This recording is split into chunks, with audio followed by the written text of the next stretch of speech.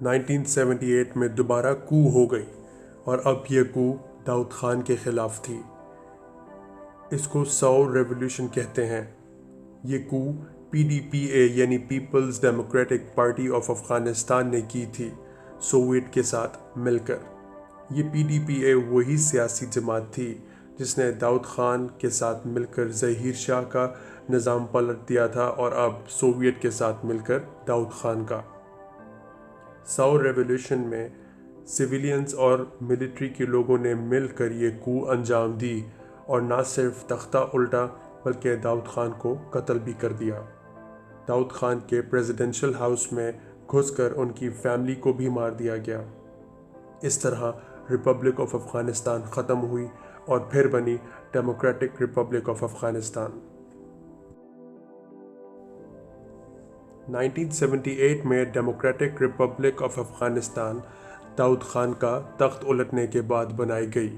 یہ سوویت اور PDPA نے مل کر بنائی تھی۔ اس حکومت میں نور محمد ترکی کو پریزیڈنٹ لگا دیا گیا تھا۔ نور محمد بھی حالات کو صحیح نہ کر سکے اور افغانستان میں جنگ جیسی حالت بن گئی تھی کیونکہ سیاسی حالات بہت انسٹیبل تھے۔ نور محمد سوویت کو بھی ملک میں آنے سے نہ روک سکے۔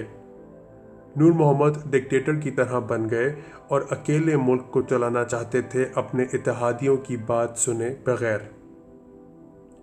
ان کے ساتھی نے آرڈر جاری کیا کہ نور محمد کو قتل کر دیا جائے اور یہی ہوا کہ نور محمد پریزیڈنسی میں آنے کے ایک سال بعد 1979 میں قتل ہو گئے۔ اب ان کے پرانے ساتھی حفیظ اللہ امین کو طاقت ملنے کو تھی، لیکن اسی وقت سوویت یونین کی انٹری افغانستان میں ہو گئی۔ 1979 میں سوویت انٹرونشن ہوئی، مطلب سوویت افغانستان میں گھس گیا اور بابرک کمال کو حفیظ اللہ امین کی جگہ پر صدر لگا دیا گیا۔ بابرک تھے تو PDPA کا حصہ لیکن پہلے سے ہی سوویت کے حق میں تھے۔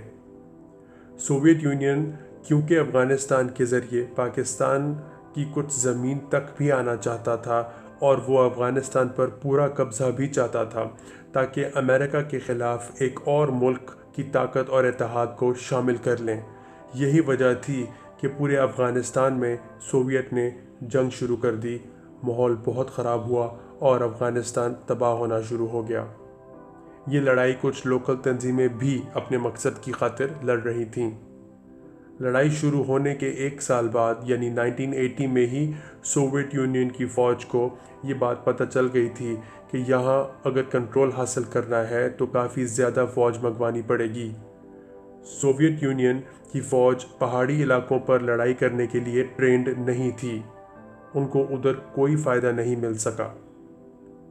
اس وقت OIC یعنی آرگنائزیشن آف اسلامک کنٹریز کے 34 ممالک نے ایک ریزولوشن پاس کی اور یہ ڈیمانڈ کی کہ سوویت یونین کی فوج ابھی اور بنا کسی شرط کے افغانستان چھوڑ کر واپس چلی جائے۔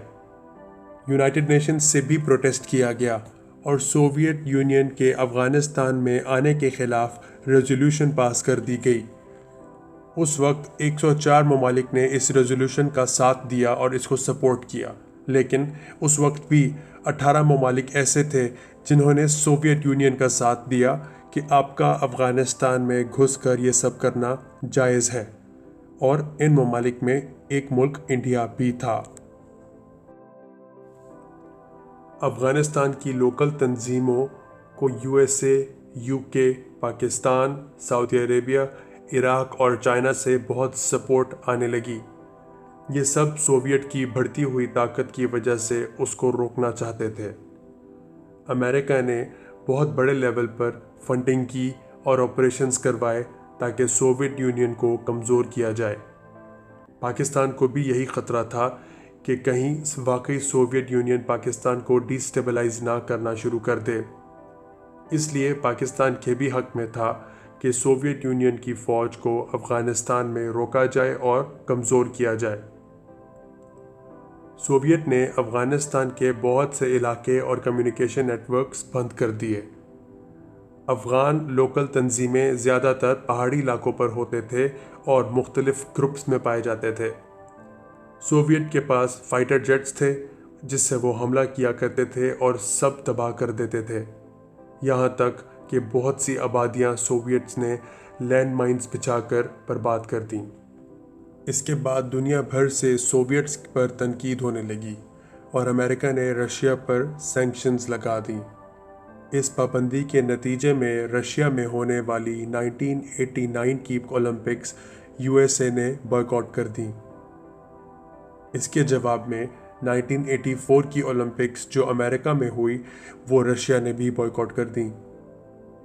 सोवियत यूनियन का इरादा ये था कि 1 साल के अंदर अंदर अफगानिस्तान को छोड़ दिया जाए।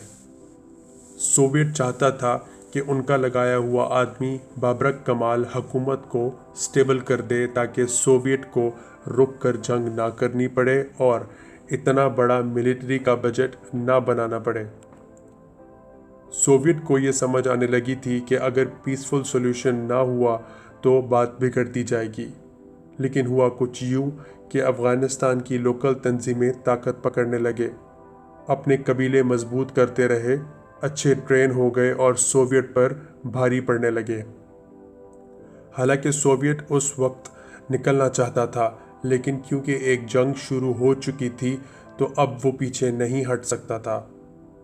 इस जंग को 9 साल तक चलाया गया। सोवियत आहिस्ता आहिस्ता करके अपनी फ़ौज को निकालता गया और 1989 में जाकर सोवियत पूरी तरह से वापस चला गया।